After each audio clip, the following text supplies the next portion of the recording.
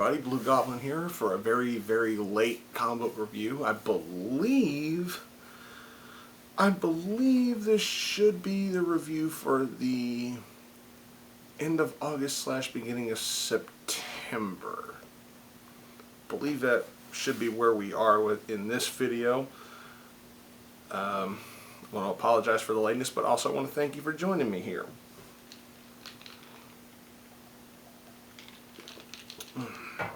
Nothing like some iced tea dealing with your comics. I got 2 from Marvel and all the rest are from DC. I don't have anything from anywhere else, unfortunately.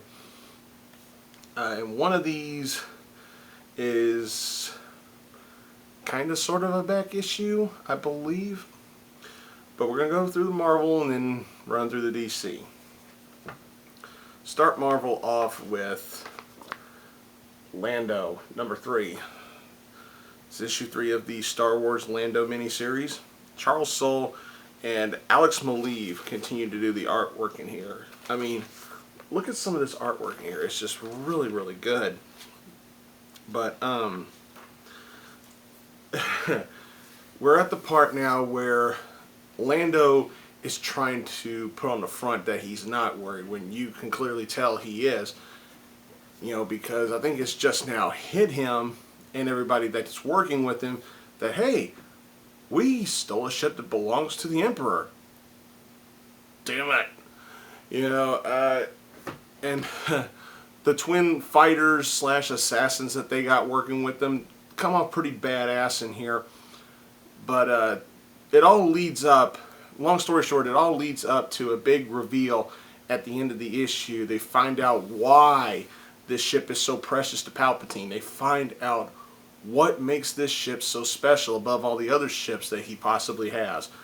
And man, what a discovery it was. Really nicely done. I thought the storytelling was good. The artwork was great.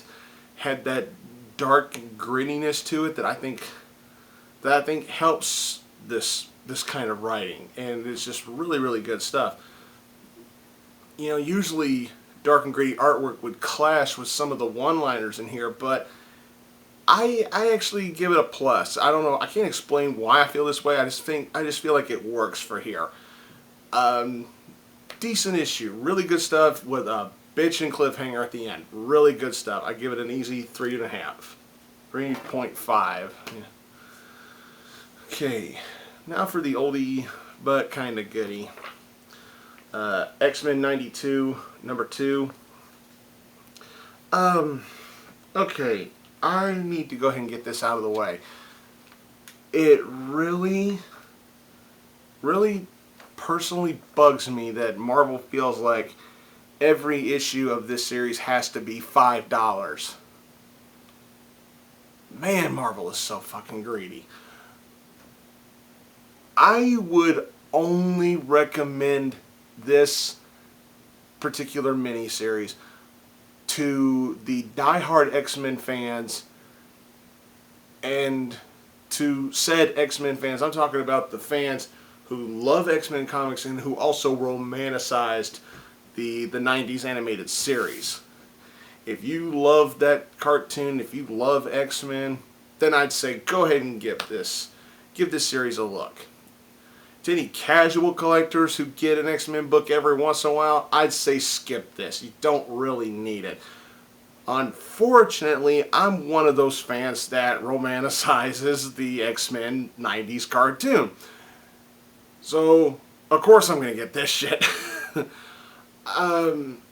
Is this issue worth $5? In my opinion, not really, but it's still really good for what it is. I thought Marvel could get away with making the first issue $5 and then make every issue afterwards $3.99. I thought they could do that and it would be fine. I would let it slip that they overpriced the first issue. But no, they're gonna make every issue $5, and for me that's a bit much. But what can I say? I'm a fanboy. But in here, it's basically a game of mental chess. You got Cassandra Nova going into each one of the X-Men that she's captured and just playing an old-fashioned game of Mind Freak with him. You know, she goes through Logan, Rogue, Gambit, Storm, to the point now where out in the real world we get a run-in from X-Force in here. It's Cable, Bishop, Deadpool, Psylocke, Archangel, you know, that particular, oh, and Domino. That particular run of X-Force, which I really liked that. I really liked that version of X-Force. I really did. I'm glad they didn't go too overboard with the Deadpool humor. It's like okay, the Deadpool I got in here, it was done well. You don't need to go overboard with the fourth wall breaking and all the stupid jokes that he's known for now. It was done right in here. And the rest of the stuff in here is just really good. The stuff with Wolverine, that was a bit too weird for me. I don't know. It just seemed kind of eh. But the stuff with Rogue and Gambit and the stuff with Storm, those two parts of the story is what really sold this book for me, and I really enjoyed that stuff. The rest of this, you can take it or leave it for what it is. But for me, if you're going to make a comic book $5, the whole thing needs to be good, not just bits and parts of it, because you want to feel like you got your money's worth after you read a book with this kind of price tag on it. And for me, it fell a little short, but that doesn't mean the book is bad. You know, if it was $3.99, I'd give it a pass and say it was a decent read, but I'm sorry, it just didn't meet up to how much I paid for it.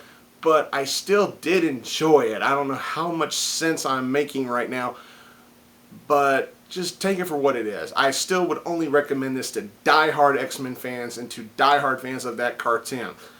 I give this, I'll be generous and give it a 3.5 as well. Alright, on to DC. Starting DC off with Aquaman 43. Cullen Bunn and McCarthy. Look. No offense to Cullen Bunn, but man, this series has gone a bit downhill since Jeff Parker left. I don't know. I don't know what it is. I'm just not feeling this as much as I feel like I should be.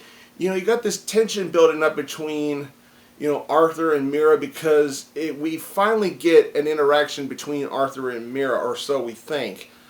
Why I just said that, I'll explain here in a minute. But we find out why Arthur and Mira's relationship is sinking a little bit. Pardon the horrible pun there, but just a lot of really weird changes to the narrative, to the plot, to the pacing. The artwork is still good, but sometimes when I read these issues, I don't know where the hell they're going with it. And for me, that's a problem.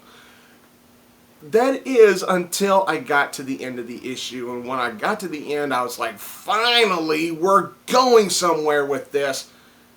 But then again, that's just how I feel about the series. For those of you who love Aquaman, you probably like this a hell of a lot more than I did. But then again, it's just me. But the cliffhanger at the end, it made me wonder about what was going on with Mira in the beginning of the issue. Not bad. Color me impressed. A decent cliffhanger that got me gripped, and it's like, okay, I'm gonna stick with this. It's not horrible, but man, it could be a lot better than what it is. That's just my opinion. So for what it is, the cliffhanger boosted it up for me a lot. I would have said this would have been an average read at best, like a 2.5. But because of the cliffhanger, I'm going to boost it up to 3, maybe even a 3.5 for me. That's how good I thought the cliffhanger was. So there you go.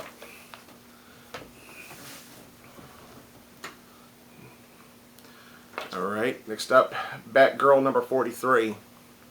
Yeah, I know, right? I said I was going to drop this at 41, and then 41 was so good, I was like, you know what, fuck it. I'm going to stick with it and see where they go with this. And when you know it, just as I was thinking about, and damn near came close to dropping it, I actually believe I did drop it and had to put it back on my pull list because I was intrigued and interested in where they were going with this, and I'm thankful that I did because the stuff is actually getting better. Now that I've had time and now that I've read enough issues of this particular run in Batgirl, I'm starting to feel like, okay, there's more emphasis on Batgirl being more of a girl, and I was like, okay, that fits. Who'd have thunk it? But then I also noticed something else. They've toned down significantly, in my opinion. They have toned down the use of this social media shtick that they started this run with. There's still some in there, but they've toned it down to the point where it's tolerable, and I really liked that. It's Barbara's being yanked in multiple directions. It's like a yo-yo. Instead of with one cord, she's a yo-yo with 3 or 4 cords, and it's just, you know, you got to respect the character for being able to put up with so much shit when she's being pulled this way and pulled this way and pulled that way and pulled that way. And, you know, she's got to deal with her new roommate, knowing that she's Batgirl, but she wants to do more than just do technical support. She wants to be her sidekick. She's got to deal with that. Then she's got to deal with her former roommate, Alicia, deal with helping her find a wedding dress when she eventually marries her girlfriend. But then she's also got to deal with Alicia's girlfriend possibly being a criminal, yet not one of those criminals where she's not showing remorse and everything. I'm not going to give everything away there. And then she's also got to deal with the shit. Remember, she's also got to deal with the shit with her dad being Batman, her knowing that he's Batman and stuff like that. Yet he still doesn't know she's Batgirl. All kinds of crazy shit's going on in here for Barbara. And the way they're writing this, it's making it more interesting. You know, they're not making it so campy and so cheeseball with all that social media bullshit. I mean, they're really toning it down and trying to make it a little bit more serious, and I appreciate that. I thought this was good. Thought it was good for what it was. Nicely done, DC. You got me back on board. I'll continue to support Batgirl. I give this a 3.5. Alright. Next up, Batman 66, number 26. Wow. This came damn close to being my pick of the week. This was outstanding. And this was really good. This is one of the strongest issues of this series that I have read. And no, I'm not just saying that because it has Poison Ivy. Although I have to admit, having Poison Ivy finally debut in this series is a bit of a plus. Because anybody who knows me personally knows how much I love Ivy. But here's the thing. I was reading this book, and I was reading the writing, the dialogue, and how everything was paced and how everything was said, and I thought to myself, you know, if they were to have done Poison Ivy back in the 60s TV series, I'd imagine this is how she would be. That this is how it would have been had she been on the show. And that really says something. You know, I love the way her dialogue is written. She's kind of got this southern charm to her, but it's not overly southern. They could have easily, because this is the Adam West stuff, they could have easily gone overboard with the whole southern charm thing and just made her talk like a flat-out redneck and could have gotten away with it just by saying, it's the Adam West stuff, it's supposed to be cheesy. They could have easily done that, but they decided to tone it down, make it to where you know it's a bit of a southern charm, but they didn't go overboard with it, and it adds intrigue and it adds integrity to the character instead of flat out satirizing her, and I really appreciate that. The stuff in here was fantastic. Ivy is like portrayed as like this earthly goddess, the way she should be portrayed, just really good stuff. And the way the issue begins, it begins with a whoa kind of moment that usually you would see on a cliffhanger on some books. I mean, this was just outstanding. I really loved this. And I gotta say, for those of you who dropped this series way back, I definitely say pick this issue up and at least read it. I'm not gonna force you to buy it. I'm not saying, go out and buy this goddamn book right now. No, I'm not going to do that. If you don't want to spend your money on it, that's fine. I'm not going to twist your arm and force you to buy it. But what I will say is that I do think this book is at least worth your time and at least worth a look. And if you like it enough, then I'd recommend going ahead and buying it. I'm not just saying buy it because it has poison ivy on it. Give it a look. Give it at least a chance. That's just me. But for me, I loved this issue. I really did. I honestly did. I give this a 4. Moving on to The Flash, number 43.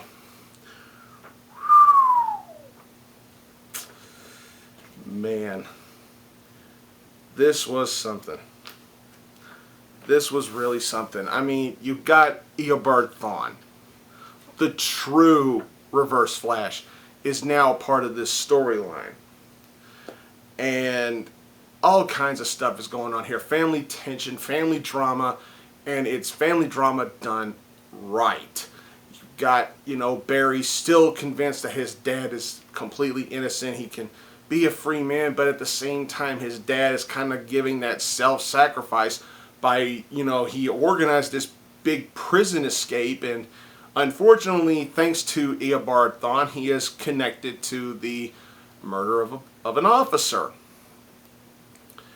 It just, shit happens sometimes when, in the superhero world, if you will, and unfortunately, shit does happen to Barry's dad. Shit has been happening to Barry's dad in here. But Henry Allen is willing to accept the consequences, but in a self-sacrificial way to make sure Barry will be okay. Yeah, it's just really good storytelling, really good drama, really good tension. There's some good action in here. The cliffhanger at the end of the issue was kind of, but not a bad, kind of an interesting, it's the best way I can put it. And the cliffhanger teases an eventual team up with Aquaman. I don't know where they're going to go with that. But as far as issues go, this was actually really good. Kind of iffy on some of the parts of the book, and I'm not saying it's perfect. Excuse me. But I take it for what it is, and if some parts of this book were done a little bit better, I would say this gets a 4, but I give it a 3.5. I know I give a lot of books a 3.5 rating, and don't take that grade as a bad one, because for me, that is good. It's way above average, but it's not perfect, but it's good enough to where I would say I'd recommend picking it up. That's what that's usually, I know that comes off as a bit of an average answer to what some people would say an average grade, but I give it a 3.5, and I think that's a compliment. So there you go. Moving on to Harley Quinn 19. This is the conclusion to the Harley's gang / not Popeye the Sailor shit. This is a conclusion to this particular storyline, and as the conclusion goes, it's pretty good. Pretty good. I still love the dialogue from Harley. Some of this stuff was a bit too ridiculous, but it's a Harley Quinn book. It's done like that on purpose. I mean, do you really expect Harley Quinn to be launched across the city from a catapult, an actual catapult, and not be hurt in the least? Do you really expect that? Unless she's from the fucking planet Krypton, some parts of her have got to be hurting after being launched that far. The stuff with the Harley's gang having to disband because of a certain reason that I'm not going to give away, because the reasoning was so ridiculous it made me chuckle. Really? That's the reason why this gang can't be together? Oh, wow. comic book logic at its finest, folks. Still, solid read. It's a Harley Quinn book. And it's Amanda Conner and Jimmy Palmiotti. I mean, they know what they're doing with this character. Unlike the Starfire series, I take it for what it is. It's silly, but it's done intentionally silly. So if you're one of those comic book nerds that takes every fucking thing seriously, you ain't gonna like this shit, because you got to remember these are called comic books. And this is a comic book that emphasizes on the word comic. You know, it's supposed to make you feel good. It's supposed to make you laugh. It's supposed to be funny and witty in a charming kind of way, or in Harley Quinn's case, a not so charming kind of way. Sometimes this book can be outright tasteless, but in a not offensive way. I don't know how else to describe this shit. I've been doing this stuff for years, and sometimes describing shit gets tougher and tougher for me. But this, it was good. For what it was good.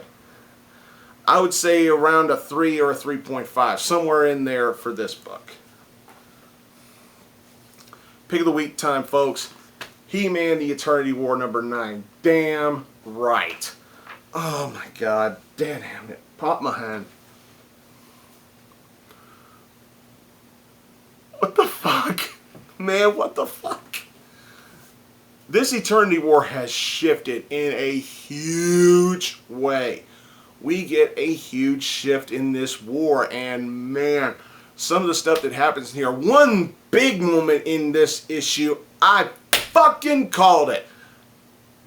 I called it. So did a friend of mine. I got a friend who also reads this book, and we both called one of the big moments that happens in this book. We called it, and man, did it feel good to be right. Some of the other stuff that happens here is really good, and then there's another moment in here that I honestly never thought I would see coming, and once I saw it, I went, "Are you fucking serious? What else can you do?" It's like, what else can you do with these characters? What else can you do with this series to keep it so interesting, to keep it so intriguing, to keep it so gripping? I pray that the creative team doesn't run out of shit to do gearing up toward the conclusion of this storyline, because my god, the stuff that happens in here is just monumental to the entire plot. Really, really awesome book. This gets a 4.5, close to a perfect 5 score, but not quite there, but it easily gets a 4.5. This was an awesome read. Of course, I'm an 80s brat, so I grew up with He-Man, but then again, that's just me. I fucking loved this. Just really good stuff. Alright, moving along to JLA number 3. Look, I'm gonna be honest with y'all. I mean, I'm still not fully gripped with this series. All the stuff with Rao, the Kryptonian god and all this shit. Still, the only character that's done perfectly right in here is Batman. Because let's face it, we all love Batman. Well, maybe not all of us. There are a lot of comic book nerds out there who just love Batman. But I'm one of those nerds. I love Batman. Batman's one of my favorite heroes of all time. Not my absolute favorite, but he is one of my favorites. But we gotta tell the truth, folks. He's a paranoid, pompous ass. That's what he is. He's a psychopathic, paranoid, pompous ass. I don't know how else to put it. And it's shown to us in this issue, or we're reminded of that fact. You know, I believe Jim Cornette said something about Vince McMahon that I'm going to say about Batman. Trying to giving Batman a psychological evaluation would make Sigmund Freud jump out the fucking window. You know, it's just one of those kinds of characters. You know, you love him so much, but then again, you have to stop and think, this guy's fucking nuts. Then you got the stuff with Superman being a complete kiss-ass for Rao, and you got the other heroes being literally torn apart from reality. They're in like other worlds or in other time periods and stuff like that. You got Wonder Woman stuck on a destroyed Olympus. You got Hal and Barry stuck in the past Krypton, stuck on the planet Krypton way back in the past before it became all technological and then eventually destroyed by Brainiac. You know, you got all this stuff going on all over the place, leading up to a cliffhanger that was interesting, but still kind of meh for me. This issue was decent for what it was, slightly above average, but still came off like a bit of an average read. Some of the artwork just didn't work for me. Some of the characters looked way older than they were supposed to look. You know, I just, maybe it's just me. I'm going to give it an average score of 2.5, even though it felt just a little bit above average, but it's still, even though I don't know how else to explain this. I really don't. I felt like they tried to make this, they're trying to make this a stellar series, but it still comes off feeling average to me. Like, I feel like they're trying too hard to make it epic and revolutionary and groundbreaking and all that other bullshit, when they should just ease back and just take their time, use proper brainstorming. I know they're on a deadline, so what the fuck do I know? But still, it just came off kind of average to me. We're ending this review with the conclusion of Justice League Gods and Monsters. This is issue number 3. God, there was so much stuff that was wrong about this issue. I love Bruce Timm, I love the Maddies, but man, I gotta call it like I see it, folks. There was this... I honestly felt like I was reading a Marvel book when I was reading this. I mean, hell, let me find a good page here. A really good one, not the beginning page. Hang on. I want to find a really good picture of this bastard and show you why I felt like I was reading basically a Marvel book.